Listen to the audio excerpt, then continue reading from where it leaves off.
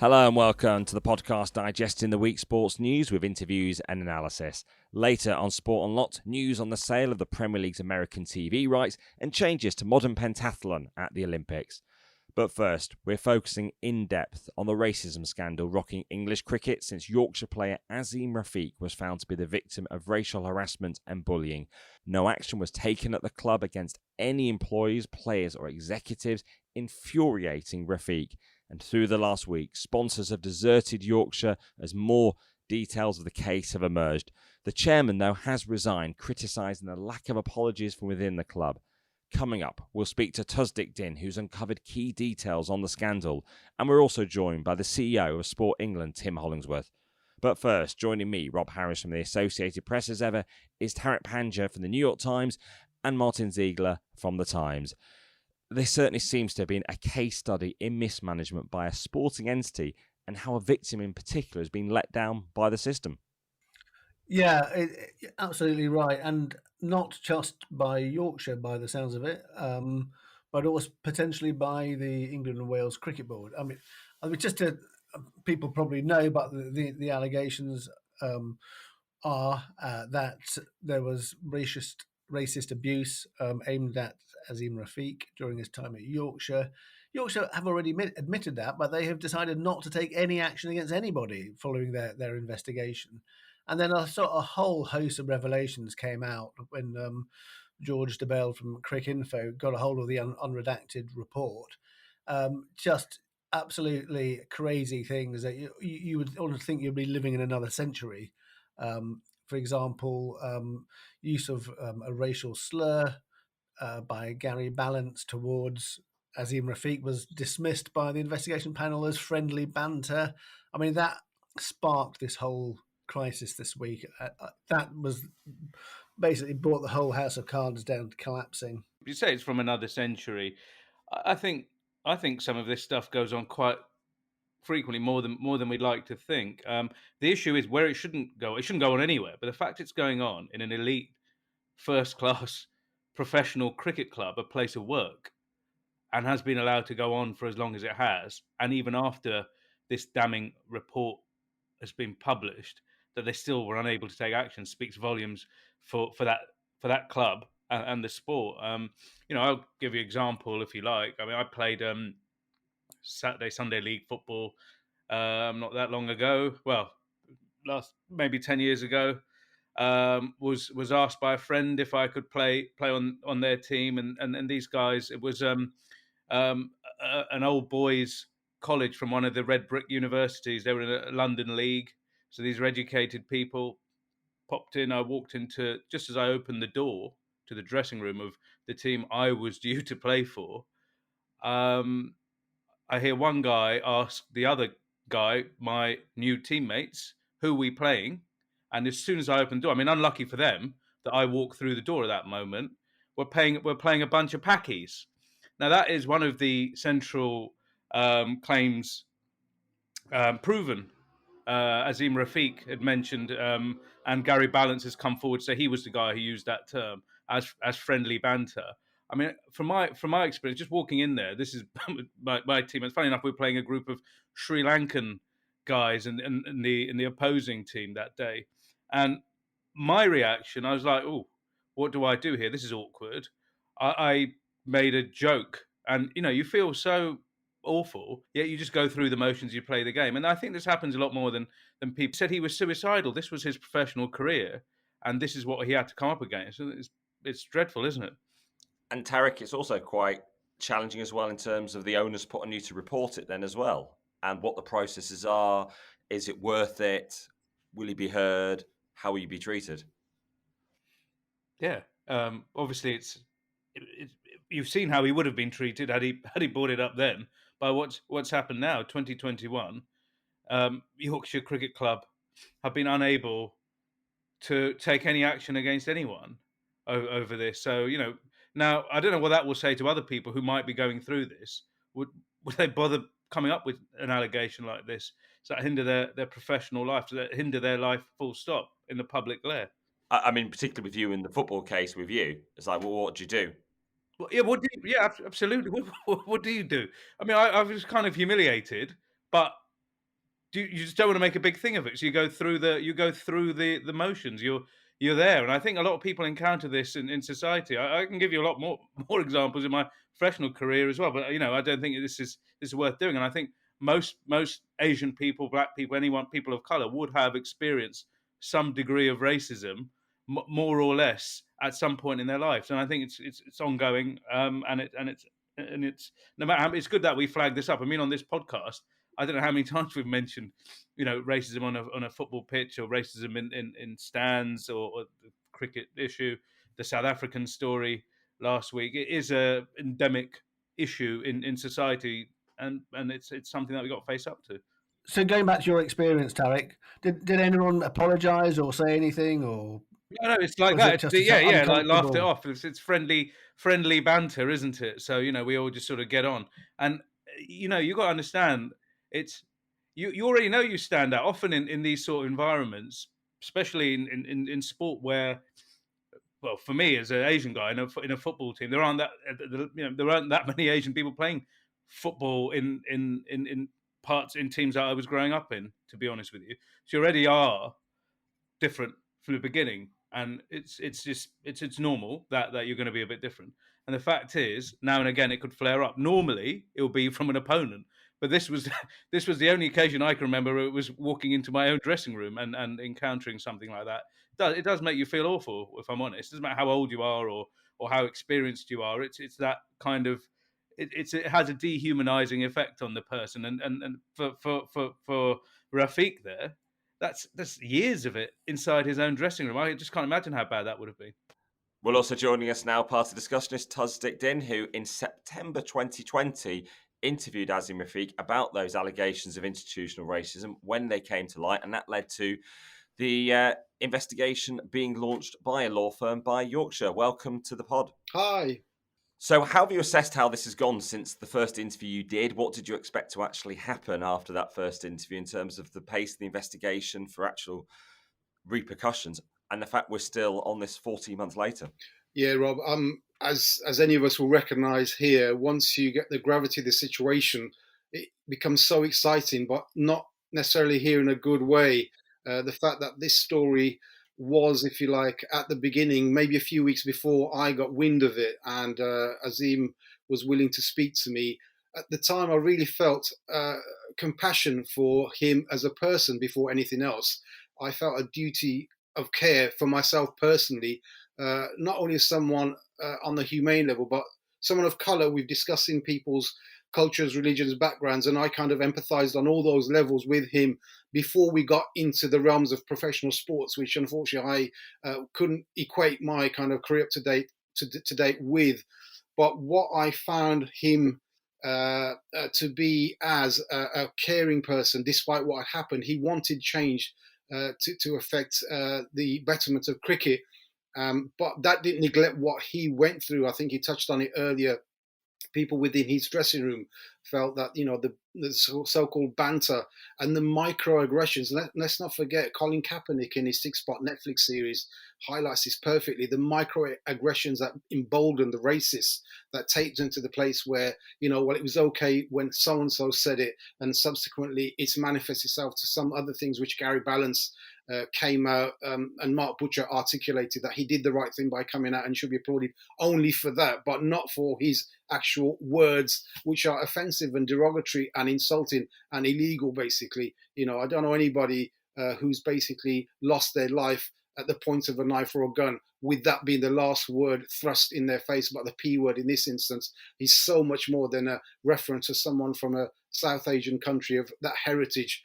But with Azeem's case, I just could not believe the level of, or the lack of support, Yorkshire or even the ECB at that time. I felt, God, what are they doing? Where are these people in positions to help him? And because I just was new to the whole story at that stage, I just thought, well, the institutions will eventually get to this, but the manpower that they have in place to try to address these issues, they're not qualified, they're not capable, they don't have the life experiences. And the more I spoke to Azeem, the more I got to know him, it was an ongoing theme. And I really felt at that time that, it'd be like an interview, maybe a follow-up, and, things will be taken into context. But they denied it. Yorkshire continued to deny. We know that now. We know there's a schism within the hierarchy. Some of them wanted to accept the situation for what it was and come out and say, yes, we got it wrong. Hands up, we got it wrong. If we go back to the initial conversation Yorkshire would have had with Azeem, he tells me he was ready at that point to have the apology and they move on. That would have been it. Nothing would have happened after. Okay, we recognise we've done something wrong, but no, they dug their heels in and we got to where we are, not because of what Yorkshire did, but because Azeem was what was doing. He was not willing to let this go. And they really felt, and in Azeem's words, in 2 days, this will blow over. Well, unfortunately, we know that wasn't the case. Do you know what the situation is with Azeem Rafiq at the moment? How is he? How's he feeling? How everything is now playing out? Is this? Do you think he's actually feeling that this is going to bring some sort of closure? It's taken so long, but do you think he's now sort of feeling quite hopeful that this can actually, now it's been brought out into the open, this can actually be a sort of a positive change for cricket? Yeah, Martin, one thing Azeem's always said throughout, this ain't going away. And despite the personal attacks, the social media attacks, the trolling on him and his threats to his family, he absolutely is not letting this go. And we see that. But the way he's dealt with himself, despite everything, he's speaking about the anxiety, the nervousness, and then obviously with COVID, the panic attacks and everything that we probably would have felt, like in a sort of quote unquote normal scenario in our lives. But, this is going on in the background. He is in a place now where I think maybe I think there's light at the end of the tunnel. He's not doing any media work naturally prior to the 16th when he's in front of the DCMS committee, when we will hear so much more. And basically, I think he's conducted himself as best as he can. And, the level of support he should have had from within his own community on the professional level, it has to be said. I mean, if he's shared a dressing room with Adil Rashid, and I'm naming them because this is historical fact, Adil Rashid and Ajmal Shahzad and Rana Naveed. Rana's the only one out there who's broke cover to say, yes, I corroborate what Azeem was saying. Now, those who shared the dressing room, who are, either British by birth or, certainly played for England, of Asian background, who know this was taking place, you really have to ask, where are they? Where are their voices? And I'll tell you now, and this is what Azeem said as well, when you've got future earnings, future positions up for grabs, they don't want to be seen to be the troublemaker. And this is what's come out earlier today. You highlight something, oh, you got to be the troublemaker. You tag along, yeah, well done, you're complicit. We'll have you in our organisation, tip box exercise, but no more. The people are able to actually express themselves. And if Yorkshire had these diversity and inclusivity policies in place, and it's great on paper, but in practice, they chose to ignore them. When we talk about the men who made up the board, the board of the county cricket club, essentially the people who would have had to review this report and then act on it, or not act on it in this case, that seems quite telling too. Martyn, you've seen the resignation from the chairman of Yorkshire. He had some scathing remarks about his fellow members. Is that correct? Yeah, absolutely, and actually not just his fellow members, but also the ECB. He said he approached the England and Wales Cricket Board, but they refused to help with the case. He's said that he is very frustrated with the fact that the other executives at the club and other board members wouldn't handle it in the way he wanted it handled, and they were trying to sort of sweep it under the carpet effectively. I think the quote was, he said, there's been a constant unwillingness from the executive members of the board and senior management at the club to apologise and to accept there was racism and to look forward. I think that's the whole problem. Just as an outsider there, looking at those comments, and again, I don't know, but it just makes me think a couple of things. One, I don't think they thought that there's anything wrong in saying that. And that brings me to my second point. If they're from that cricketing fraternity and they're, around that culture, and they played cricket probably when they were younger, I've got, a sense that maybe this type of language was quite common in their circles too. So when you start punishing people for making those comments, eventually people might be thinking, hang on, we're all up to our necks in it, maybe. So why don't we just wash this away? Because hey, come on, no, we've all said a bit of that in banter, haven't we? That type of thing, and that's what I don't know. As an outsider, this kind of internal investigation being swept up makes me think the rot is from the top. It's not just a dressing room thing. And from the top, we've had the resignation of the Yorkshire chairman, Roger Hudson, this week. And he's insisting he's never met anyone he'd consider to be racist in his 18 months as Yorkshire chairman. He's been defending his actions in the role, particularly over why no one faced disciplinary action. He says based on legal advice, that is despite current player Gary Ballance admitting using a racist term at Azeem Rafiq. This is what Hutton told the BBC Sports Desk Dan Rowan. The panel concluded that Gary Ballance's use of language was completely unacceptable. It's an oddity, really, because clearly it would have been politically sensible and expedient to do something of that nature, but legal advice said that actually that's not what we should do. But what did you make of the conclusion that using a racially offensive term repeatedly towards a colleague by a current member of staff would be regarded as just friendly banter? How did you feel about that? Well, I don't agree with that. I don't agree with that. I mean, the terminology is absolutely unacceptable. I would have to personally know, and I don't, the context in which it was said. I would personally have to have listened to Gary Balance's interview and investigation, and I'd have personally had to have seen all the legal advice from the employment lawyer in relation to that. And I didn't see any of that. Actually, I just get the report back about the legal advice, and I just get to see the panel conclusion in relation to it. Yeah, I mean, there's absolutely no doubt that that kind of language is absolutely unacceptable. I'm not quite sure when it was. I'm not quite sure what training Gary had. I'm not quite sure its context. Roger Hudson, who resigned as Yorkshire chairman, speaking there to the BBC after his exit from the club, and still so many questions about the handling of this case. And we have seen the financial impact of this with the withdrawal of so many sponsors this week, particularly big brands like Nike. And you can see why Yorkshire might not want this to be a big issue beyond them at the time that the allegations first came out, but it really has spiralled, and now they're paying a far heavier reputational and financial price for it. Yeah, Rob, you make a good point there, Rob, because I think if you go back to Azeem's case, they certainly put money his way when they realised it was not something that they could control, just to, I'd imagine, silence him. And I'm guessing this, and I'm just reading between the lines because I don't know this officially, but the feeling I got, certainly money was offered, a six-figure sum has been mentioned, and basically he knew that this really was bigger than any six figures. And basically at that stage, I don't think he was worried because, let's face it, the talented cricketer that he was, he's just lost his firstborn son. His firstborn son was stillborn, and he goes to the county to say, look, I need support, I need help. And he felt there was no help there. The individuals that were there on the day just rolled their eyes when he started breaking down in tears and he's crying his eyes out. And he compares that with a fellow player whose wife had a miscarriage, and all the empathy and all the support that he received, this other player, whereas in Azeem's case, he didn't. And parallel to that, there were commercial interests off the field that he was denied. Azeem was telling me that he was denied, but other players from different ethnicities were allowed.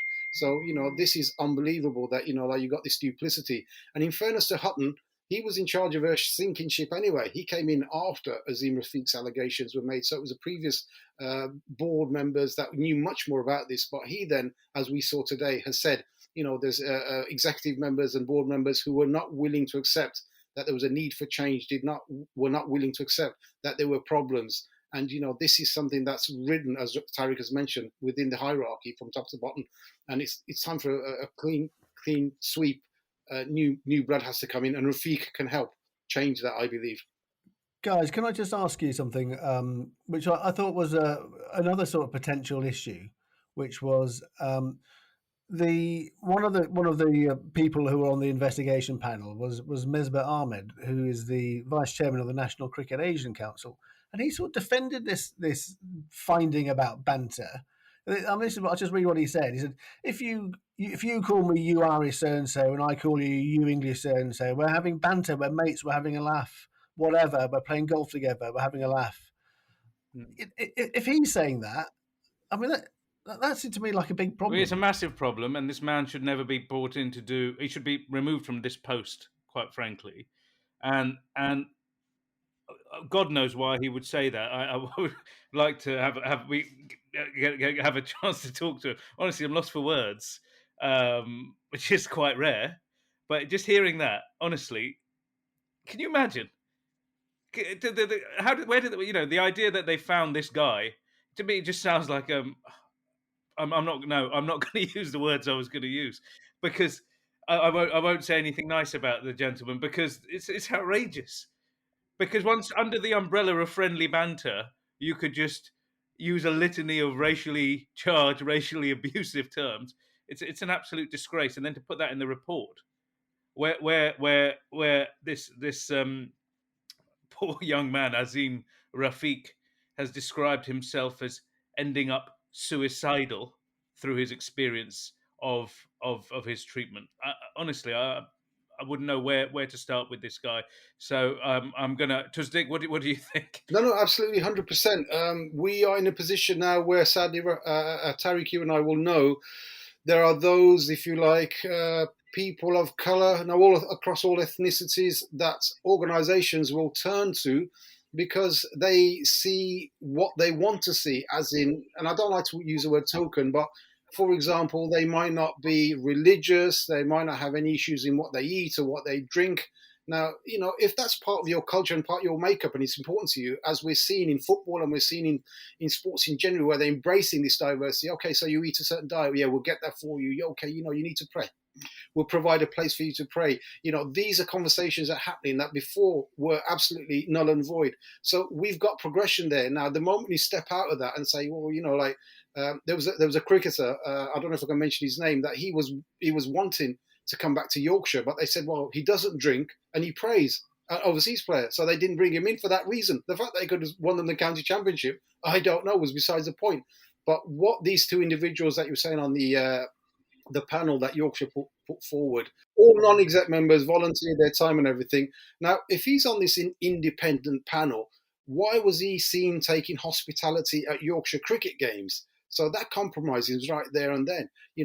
There are vested interests. And let's face it, we all like a free ticket to somewhere. But if you've got this high-profile situation which is going to be compromising you, you say, no, absolutely, I'm not getting involved with that. But within our, if you like, Asian structures and the rest of it, all I want when I go into any organisation, Tariq, I think you touched on this first and foremost before in the conversation, that to be recognised as the individual that you are. You're there by merit. No one's going to say to you, as happens to me, where are you from? And the question is where your parents are from. And that's not the answer they're looking for. And in media circles, you get that so much. Let's not, disguise the fact that within our own circles, there are issues with individuals who may not know us. And a friendly handshake and a like a little nod may go a long way just to make an introduction, which I do anyway if I'm new to an environment. But, are the recipients of like mind, like you don't know what all cabal they may have organised amongst themselves. But certainly back to the cricket situation, you've got talented individuals. Now they are playing high profile sport and they've got all this going on in their background. How are they coping? Azeem talked about a heart monitor at one game where he's been, because of all this stuff that's going on. It was a regular thing they had just to kind of, see how the stats for running, etc., and all that. And he said his numbers were off the scale because not only was he playing high-profile sport, he'd got all this stuff in the background as well. His colleagues abusing and, challenging his culture, his religion, all the rest of it. And he points out when he did try to be like them, so the drinking and the going out and the socialising, he became one of the lads. But he was still marginalised. And then when he stopped, he regretted it bitterly because obviously he said it was against his beliefs, against what his family's values were and against what he stood for. Then he was back to square one. All the racial abuse started, all the isolation started. So, it's tragic, but it's entirely avoidable. What do we think the next steps Should be. I mean, obviously, many would point to a complete clear out of the Yorkshire management, anyone who's been involved in this decision making. Are there other changes that can actually happen across the sport too to introduce better processes? Where do we think the next step should be? We obviously know we're going to hear from many of them at the Digital Culture Media Sports Select Committee in the next week or so. First step, guys, don't be racist. 100%. Sounds a very simple thing to say, but can you try not to be racist? It shouldn't be that difficult. I think we're now in 2021. You realise people are offensive and these things cut deep. And you know, if you're struggling to not be a racist, you have no place in professional sport or professional life. And then from that you can take what you like. I mean, we see the perpetuation of a culture of banter as well beyond cricket. Just this week, when West Ham fans flew out to their Europa League game, and there's the video of fans shouting anti-Semitic abuse at a Hasidic Jew on a flight, and you're thinking, you're on a plane. It's an environment where people know where you're sitting, know you've got a ticket, people with cameras, and yet you do that. I think it's a group culture as well. You know, Wild. they feel emboldened again once they're in, you know, like-minded individuals. And people have said that, high-profile sportsmen have said that on a one-to-one they'll run a mile.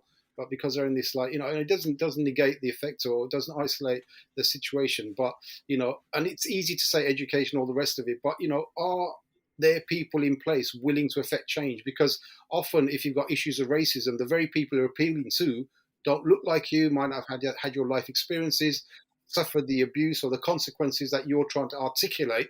And then the parameters of the process that they're trying to manage somebody by might not actually have that as well, because, you know, well, he says, she said, your word against his. It's much more nuanced than that, and only somebody who's gone through that can understand that. So the first step will be to get people in those positions of power who can articulate not only the conversation but the person's and empathize with the person's life experience. Michael Vaughan, the former England and Yorkshire captain, BBC analyst, he revealed in his column this week that he was also alleged to have made a racially insensitive comment, which he's denying, but actually, so this has sort of developed today. We've had the former Pakistan bowler Rana Navid Ul Hassan has backed up Azeem Rafiq's complaint that they were walking out at Trent Bridge, a group of three players from Asian heritage, and Vaughan is alleged to have said, "There's too many of you lot. We need to do something about it." So we've now got two people saying that's happened. Yeah, Rana Navid Ul Hassan, the former Pakistan bowler, he had a couple of spells at Yorkshire, very successful on the pitch when he said he was performing. Now, when he wasn't performing, you know, he was just treated like, you know, as shabbily as anybody, and he felt that really strange. And, you know, he'd come from a culture where nobody looks at anybody either one way or the other because of the colour of their skin. The incidents that Azeem mentioned, that there was a comment when 3 or 4 Asian players who were representing Yorkshire went out to the pitch, and the words were, "There's too many of you, we'll have to have a word." Those were the quotes I had at the time, but at the time no one was owning up, or, you know, nobody was saying who that could have been. If Michael Vaughan has come out yesterday and said that's the allegation against him, then if there was any innuendo, any insinuation that he would be implicated, this interview or those comments that Azeem said that, you know, there's so many of you will have to have a word, that was in the public realm from the interview in the Times with Azeem from last September, let's say October time. So why has it taken all this time for Michael Vaughan to front up? But that specific comment from Michael Vaughan, Yeah, he mentioned he told you Michael Vaughan had said that. that specific comment about "there's too many of you" was from Azeem Rafiq. Azeem said those words. What Rana has done, he's backed up what Azeem is saying about racism at Yorkshire. The specifics of if it was Vaughan and was Rana present, we would have to get to the bottom of. But, you know, the damaging fact is that was not only mentioned. If Vaughan has fronted up and said, "I'm the one that's supposed to allegedly," which is obviously categorically denied, then, you know, I don't think it will take too much to figure out who was present, who were the players taking the field when this comment would have been made. But again, if Azeem's not speaking, we can't clarify the ins and outs of who were the individuals. Well, actually, I mean, ESPN Cricket Info. I've actually spoken to Rana today, and he said he heard that comment. Oh, So there we go. it does sound Latest. like he's backed up everything he said to you, Tusdiq. I mean, so I mean, Michael Vaughan is strongly denying he made this remark, which is an interesting thing. I know it's a bit of a side issue, but on Michael Vaughan. So when he was England captain in 2007, he did an interview with the Guardian, and when he referred to, he was talking about a West Indies tour, and he referred to Andrew Flintoff as Fredolo. And so the Guardian did a big piece about this because Flintoff had fallen off a pedalo while drunk and had to be rescued, and so they said, the England, he's known as Fredolo, and Vaughan put out a statement saying that he never used that word, and he said one word changed the whole context of the article, a word I didn't say. Unfortunately, the person who'd interviewed him had recorded it, and the Guardian played the audio on the website saying he didn't say it once, he said it twice. So, I mean, it may be that things people say, maybe you don't recollect them. Well, you'd hope you didn't say them, probably. In Vaughan's instance, I mean, you've got to say all the high-profile Black Lives Matters and racial equality events over the summer, and his cricketing commentary positions. He's had ample time to voice his opinions. So many people have asked him directly on Twitter, Michael, why are you silent on Yorkshire? Passionate as you are about cricket and the county, why has nothing been said? And we know now why he's been, silent, because he's come out with a defence of a situation, which hopefully we will get to the bottom of, because this, to quote Azeem, isn't going away. Tusdiq, thank you very much for your insight. Tusdiq Din, whose reporting has been at the heart of this case.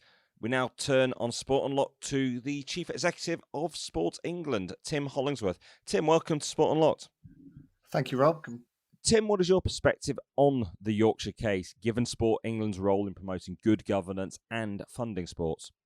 There is a very clear intent from us as an organisation that we drive good governance within sport. We have the Code for Sports Governance. We're very clear about what the reasons behind that are in terms of it making everyone and every organisation that we fund, putting their governance front and centre. But far more significantly, we're interested in the provision of safe, inclusive, accessible, enjoyable environments. And I think that's where this comes down, is actually where in this sport can we see what's going on here and understand actually this is damaging potentially to just the fabric of the sport and the participation in the sport. The ECB are doing their job in terms of two things. They're the governing body. They also have this regulatory responsibility around the investigation. Where we stand today, they've been very clear that as governing body, they've taken action in the last 24 hours to try and express their views on the handling of the situation, and that the process for the actual report and the complaint is ongoing. We're talking to them have been for some time now about actually where this is headed, and particularly in terms of their own responsibilities. Just give us the perspective of somebody in a sort of public office, or semi-public office anyway, about how you deal with these sorts of crises. So, for example, I mean, I contacted Sport England on 5 days ago, and asked for a comment. Then I spoke to the DCMS, trying to speak to the sportsmen to get a comment from them or a DCMS spokesman. And then no, it's a regulatory process. The process is underway. We can't get involved. And then suddenly Sajid Javid tweets something that heads must roll. This is unacceptable. ECB not fit for purpose. And suddenly, you can all talk now because Sajid Javid has said something. Can you talk me through how it works? It doesn't work. I mean, we to the point that you make, Martyn, we did give you a comment at that point. Well, I think what you've hit on, though, if you ask my perspective, is that there is a permanent balance between the role that you have an authority to play. As I said at the beginning of this, a regulatory role is very different. You step in, you get involved. If you're not a regulator, then you obviously want to make sure that the processes that you have in place for trying to ensure good governance and good behaviour in sport are being followed. And very often that's actually at this point making sure that in this case, a governing body or an organisation is following the processes that it said it should follow. And that's probably why you got the response that you did, is because the first instinct and the response is our real intent is to make sure that the organisations are doing what they should be doing and what they say they're doing. But you do also get to a point when you realise that if you have a set of bigger picture values about what sport is for and the consequence that sport has on society, and particularly in our case, an absolute determination to tackle the sort of deep-rooted, stubborn inequalities that have driven a real imbalance between those who enjoy sport in this country and those that don't. And in this case, particularly, the impact that racism in sport can and will continue to have until we collectively manage to change the picture. Then at some point you have to then realise that it's more than just the regulatory role or the governance role, and it is about the bigger picture for sport. And I think that's why you might see a shift. It wasn't so much the Secretary of State for Health tweeting, it was more the realisation that as more evidence came to light this week of some of the responses that the club was giving, that Yorkshire County Cricket Club was giving, that it moves beyond a view that this is for the governing body, and it's more for government and for bodies like Sport England as well, which is why I'm talking to you now. What sort of conversations have you managed to have with the ECB about this, in terms of any sort of conversations, to actually deal with this process?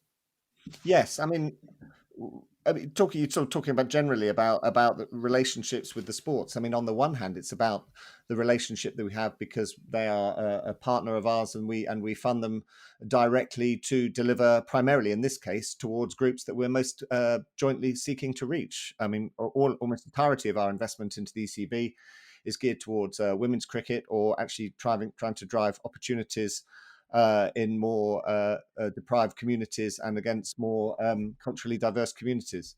For me, it meant that therefore we're having an ongoing discussion at the moment with the ECB, as we are with all sports. So they're not being isolated or singled out here, but as we are with all sports, we are talking at the moment about our funding for the next cycle. We've got our new strategy. We're looking to fund for the next few years against that. And so we're having that conversation with them. And this is a key part of that. This is absolutely a key part of that discussion. Their commitment to the governance code, their desire actually within that to take the requirements of our governance code and then roll that out at county and regional level. Their desire to use some of the services that we have available to sports, to think about ways to bring on more diverse representation onto the boards of counties and organisations in cricket. But more directly, I mean, I've spoken both to Tom Harrison, I've spoken to others within the sport, as have my colleagues, because what we do want to make sure is that we understand the situation from their perspective, and that we do understand too that what we see is happening is actually happening. And so there's a variety of ways. But the principal thing, Rob, is that we're having discussions at the moment about how and why we might fund sports now for the years ahead. And unless they're committing absolutely to the requirements that we have for greater focus on diversity and inclusion, unless they commit to the standards of good governance that we very clearly set out. We published a report in the summer, very explicitly trying to demonstrate what the challenges were in sport around tackling racism and racial inequality in sport. And that report has to be on, I would hope, every chief executive's desk of every organisation that we fund, for them to work out what the implications of that are for them, just as I am for Sport England. We've obviously seen the ECB take that move in terms of suspending the right for Yorkshire to host international games at the moment. Is that the type of thing that, without such a decision like that, showing that they are responding, a body like Sport England would consider, do we continue funding an organisation like the ECB? Is it it's those sorts of measures that are needed to be taken that encourage that action is being taken?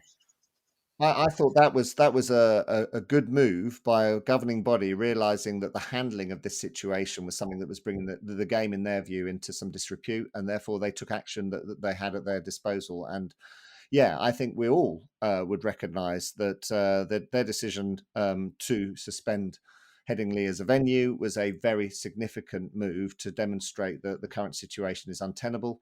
And it is that sort of thing. But you're asking more generally. I mean, these are organisations, in many cases, governing bodies, but not always, who we're looking at two things all the time. We're looking at what they are how they are handling the money and the resources that we give them, and whether they're being effectively governed as a result of that. That money is being effectively governed, but also the bigger picture on actually where is the sense of sports role in our communities being put front and center? Where is the risk to that, and are they responding to that? And I think the attitude last night was, this is bringing the game into disrepute, and we need to take action. And yeah, certainly supported that. And one of the key things in this is often a discussion of what is banter? What is acceptable banter? We're seeing racism in this case dismissed as some as banter. You'll have encountered it across many sports. How do you define it? I'm going to say racism has a pretty clear sense of definition, but I think we also we know what is and isn't acceptable behavior increasingly. And I think we can also fundamentally, particularly as leaders, listen to those who have experienced it directly and learn from that. So my answer to your question, Rob, is I think we have to accept that the definition comes from those who are experiencing it, because actually that's the privilege of leadership, is you get to then take that and work out how best to make change. And I think that's the job we face now. But I can't define banter. I have my own experience of banter in dressing rooms or on pitches, which is nothing like this. But we all have a knowledge of when something feels uncomfortable and when something feels not right. But the only answer that I can give to your question about whether where the definition comes is, my view is, as leaders, we have to listen to those who are experiencing it and understand from them, and the lived experience of people, particularly who feel they've encountered either racism or discrimination in any form, is the most powerful way of understanding what change you need to make. Tim, thank you very much for joining us on Sport Unlocked. Tim Hollingsworth there, the Chief Executive of Sport England, and this Yorkshire scandal is going to have ramifications for days and weeks ahead. I'm sure there'll be many developments that we'll try to keep across on here too. Turning to the world of football now, and it's the international break next week, but as ever, that means it's a busy time for Premier League clubs, because the owners, chairs and chief executives will be holding the quarterly meeting in London, and high on the agenda for the Premier League clubs is American TV rights, and they could be particularly lucrative. Yeah, so this is the sort of the last remaining really big deal on overseas rights. From what I understand, they're on course for a 50% increase in the value of the rights. So the NBC have a 6-year deal which runs out next season, this end of this season. They've paid $1 billion. I think they're on course for $1.5 billion the Premier League.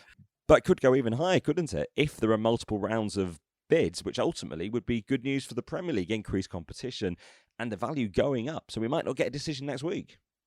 ESPN and CBS are both said they're interested. So what the Premier League really like is competition, and perhaps significantly they could be more than one rights holder, because they're splitting it into 4 packages this time.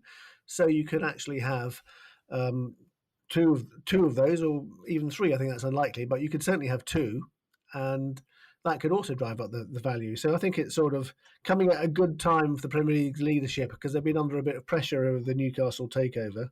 The other interesting thing is that they're actually entertaining bids for 9 years as well as 6 years, but I do think that's unlikely, because from the Premier League's point of view, if you look back 9 years from now, things have changed so much. You're almost, there's a bit of a danger in doing too long a deal, because, for example, who would have thought that there would have been a sort of OTT, Netflix, Amazon possibilities coming into the marketplace. So I think they're more happy with 6 years, and I think that's what it will be. The Premier League is particularly looking to the US for growth, because the domestic rights are flatlined, because they have renewed on the same terms for around £5 billion for the next 3 years because of all the uncertainties of the pandemic. And in the US, it does seem to offer, there is that new competition for soccer rights again. You've got CBS and Paramount making a big play with the Champions League for the last couple of years. ESPN are starting to pick up a lot more rights as well. Fox in the last week have got the rights for the next men's Euros as well, and other UEFA fixtures. So we're perhaps reflecting a real growth of the game in the States. in the last month or so as well. NBC have hosted a live event for their Premier League coverage. They had Rebecca Lowe presenting with the pundit out in LA at the Coliseum, and that's where they presented their game coverage with a fan fest. And that meant for the 12:30 Premier League kickoff in the UK, they were out there from 4 a.m. onwards, and there were even fans there, and they were on air right the way through the day. Pretty long broadcasting slog for Rebecca Lowe in particular. She's on air for every single Premier League game on a Saturday and all weekend too. Plenty of work for soccer pundits and presenters to go. As you say, the interest is growing there. But I think the situation also speaks to the particular climate in the US, competitive climate among broadcasters for premium sports rights. Only last year we saw a $10 billion a year NFL rights sale. Again, that was to multiple broadcasters. Amazon was included in that as well, I believe. So there is this insatiable appetite, at least in that market over there, for sports. And I think the Premier League is selling into the US at the right time because there's so many potential competitors. It's weird in a way because you're not seeing that, certainly in Europe, in other parts of the world. It seems very specific to the US at the moment, and that seems to be the engine of the growth. And the Premier League, let's not forget, is suffering a little bit because the other kind of motor for overseas growth has sputtered to an almost stop. China, the big deal the Premier League had over there, collapsed a year ago. It's got a fraction of the huge money it was getting from China, and the US is going to be taking up the slack. So 1 billion television deal. That could be, Martyn, is that right? What would 1 billion represent in terms of the total overseas take? Is that about half? A bit more, maybe? No. So I mean, 1.1 billion pounds over 6 years is that's over 6 years. It's about it's more than 10% of the total overseas income. I think they're going to beat the total overseas income, which was 4 billion over 3 years. I think they'll beat that. I think it will come up to just over that. But I mean, you have got a £2 billion deal in Scandinavia with NENT, which is, I mean, that's just crazy. That's like double the amount that the Americans are paying. That is a phenomenal deal. Really, really incredible. So, I mean, yes, overseas rights are definitely the growth area everywhere, apart from China, where they've completely collapsed. And in the US, it's not necessarily just about linear TV as well. There's often a focus on the fact NBC show a game at 12:30 Eastern, the 5:30 game, and that's on their main NBC channel, the equivalent of, say, ITV in the UK. But they've increasingly put the rest of their games onto the Peacock streaming platform. And with CBS, a lot of their Champions League coverage is on Paramount Plus, their streaming platform too. So this is very much about moving into the next generation of viewing habits as well. So it's about getting content for people to sign up to these subscription services in the States rather than Premier League games all over what we'd see as traditional TV. Yeah, and the other interesting thing here is the other leagues who are so envious of the Premier League will be even more furious as the Premier League, again, plunders another overseas market to fill its coffers. But the US has been kind to another league in recent years, La Liga, and I guess this was a sign that the Premier League was looking for. The La Liga announced its own record deal in the US not so long ago with ESPN. Do you think, with all these changes we've talked about on the pod, not just the TV, we're talking about TV rights here, but that growth in interest, La Liga has been looking to play an overseas game and has been in court in order to have a game in the US. Do you think eventually something has to give, or 38 games will stay in England as we've had? There was a controversy over game 39, but as more and more income is derived from, say, the States, do you think with these foreign owners that we've had in the Premier League coming up with all sorts of ideas, breakaways, etc., do you think there is going to be another push for an overseas round of games or anything like that? I don't think we'll have that. I think they've been too badly bruised by the Project Big Picture, US Super League, the reaction of to the 39th game when it was announced, whatever it was, 12 years ago. They are looking at having some sort of more meaningful pre-season competition. How you make it more meaningful, I don't know, but that is something that they are looking at. Seems like the only thing that makes things meaningful are these people with bags full of money. So perhaps it will be a big cash monies for whoever wins this competition. The other thing at the Premier League meeting next week will be an update on that temporary restriction on Newcastle signing related party transactions. Well, any Premier League club doing so, but it seemed to be particularly targeted at the new Saudi-owned club. And that's sure to be a topic of conversation. So much intrigue around just how the Saudi ownership has coped in the first month or so. Obviously, it's seen very much the face of everything is Amanda Staveley still.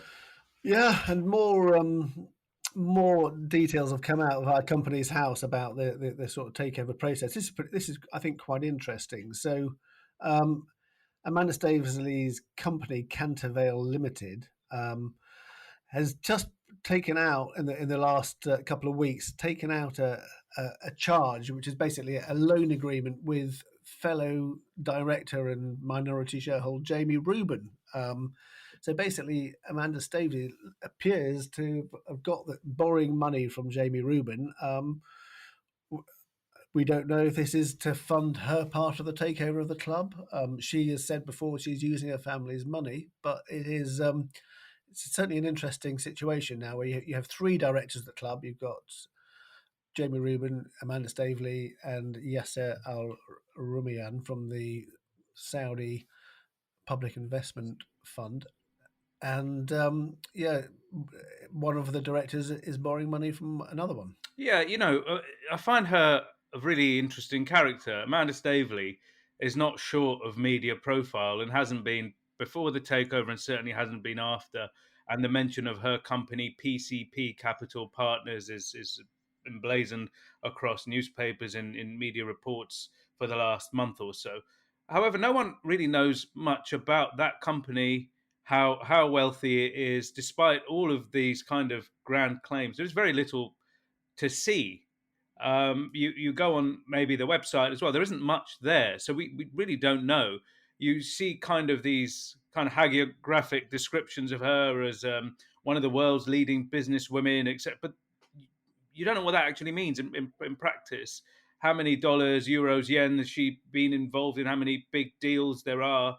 There have been these two high-profile ones that date back to 2008. One was the takeover of Manchester City by Sheikh Mansour bin Zayed Al Nahyan, the brother of the ruler of the UAE. And she was acting not for him, but for the seller Thaksin Shinawatra. And then around the same time was her involvement in the Barclays rescue, which involved the same gentleman, Sheikh Mansour, and it ended up in huge controversy and a high court case involving Staveley suing Barclays at one point to north of $1 billion, and that number shrunk into the hundreds of millions. Eventually, last summer, she lost the case. So even in that case that went through the High Court, there was very little detail of what PCP is. It would be really interesting to know how Amanda Staveley funded the Newcastle takeover. And I guess, it's not maybe our business, but maybe Newcastle fans who really want to know all about this takeover and have seen her being described in these terms. Perhaps they want to know just how rich she is. And Amanda Staveley's been really busy leading the managerial search. We were told in reports that she was front and centre of bringing in Unai Emery at the start of the week. And obviously those talks very quickly seemed like it was a done deal that Amanda had managed to do there. It does strike similar tones to the takeover in many ways. There were just so many leaks around the Newcastle takeover, going up to the top of the hill, back down to the bottom of the hill. Eventually, you've got to say it got done. And then the Unai Emery situation, it was just all a bit embarrassing, isn't it? This whoever is appointed now, whether Eddie Howe is the name in the frame, whether it's him or someone else, they'll know that wasn't the first choice, because we can hardly complain about leaks though. It's how you assess them as the veracity Oh, is. absolutely. Like, yeah, you can hardly complain about leaks, and I guess you write your stories and you get readership, but really you're going to have to wonder about the process here, and not as journalists, but if you were the other party, the counterparty to a deal, be it to be own a football team or to become a coach or a whatever, you'd be like, hang on a minute, why is it every time we go into a meeting, it's it's in the public domain very quickly? Good for us, like you say, fine, but I don't know if that's the way you want to run your company. Well, we do like to bring you a variety of different issues on Sport Unlocked. It's not often we get into the world of modern pentathlon, but there are changes coming for the next Olympics. Yeah, this is the International Modern Pentathlon Union has announced that they're going to drop horse riding from the program for the LA 2028 Olympics onwards, which has upset a lot of people who think it's betraying the fundamental tenet of the sport, which was invented actually by the founder of the modern Olympics, Pierre de Coubertin, as the ultimate athlete who can fence, run, shoot, swim, and ride a horse. There's even suggestions instead they'll be riding a bicycle, which is slightly different. And there was an infamous incident in Tokyo where the German rider who was leading the female event going into the last round, the riding round, had an almost uncontrollable mount, and a video went viral of her coach punching the horse.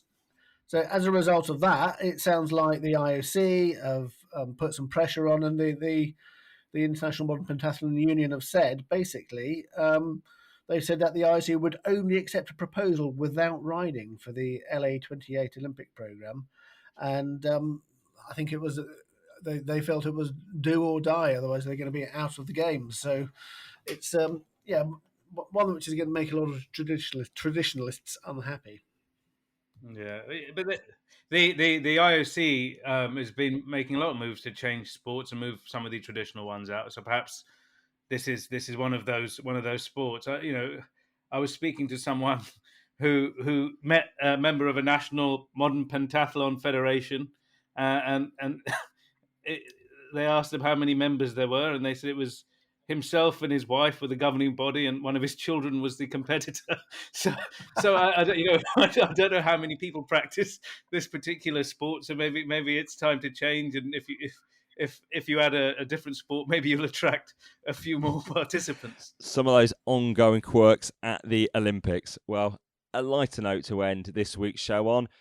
Tariq, Martyn, great to speak as ever to run through the sports news issues of the week. And thank you everyone for listening too. If you've got any thoughts, feedback or comments, you can find us at Sport Unlocked on Twitter, Facebook and Instagram. You can direct message us on those platforms too. And if you're enjoying the pod, we're always grateful if you can hit subscribe too, so we land automatically into your feeds. But whatever sport you're viewing in the days ahead, hope you enjoy it. Bye for now.